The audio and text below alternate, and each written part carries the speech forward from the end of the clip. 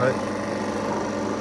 Je vois mes manifolds, ma pression est bien descendue en dessous de 0. Je vais pouvoir commencer à fermer les robinets et à vérifier si je ne remonte pas. Si je ne remonte pas, c'est qu'il y aura encore peut-être des vapeurs. Donc je viens fermer mon robinet HP et BP du manifold HP BP. Je viens fermer le flexible commun. J'observe un petit temps, je vois que la pression ne remonte pas. Je suis mon flexible commun. Je viens fermer le robinet du flexible commun. À ce moment précis, je vais couper l'alimentation pour pouvoir fermer la vanne in. Je viens ici et là, je vais fermer complètement le robinet in, ce qui va me permettre de pouvoir passer en mode purge. La pression augmente d'un coup. Vous devez absolument couper l'alimentation avant de basculer le robinet in en close. Sinon, la pression monte d'un coup et le pressostat HP de la station de récupération coupera net l'alimentation de celle-ci. Et il faudra en plus de ça aller resetter le pressostat. Une fois que j'ai basculé le bouton en mode purge, je vais pouvoir vider tout ce qui reste dans la station et la transférer dans la bouteille de transfert. À ce moment précis seulement, je remets le bouton power, l'alimentation, et je fais redémarrer la station de récupération. On va pouvoir voir qu'elle va se vider au fur et à mesure.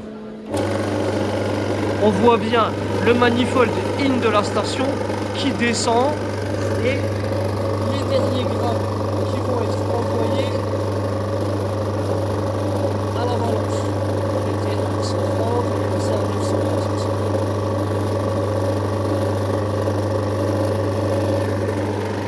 Au moment où il n'y a plus de pression dans le manifold in, vous allez pouvoir aller au niveau de la bouteille,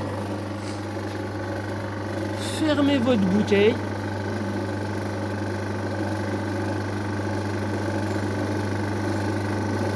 fermer le robinet du flexible out et venir fermer le robinet, mettre en position closed, là, le bouton out. À ce moment-là, vous allez pouvoir venir couper l'alimentation de la station de récupération. La seule et unique perte de fluide frigorigène se fera entre la bouteille et mon robinet. C'est la seule qui est autorisée. On appelle ça une perte technique. Évidemment, entre la sortie out de la station de récupération et le robinet non flexible, vous avez encore du fluide frigorigène.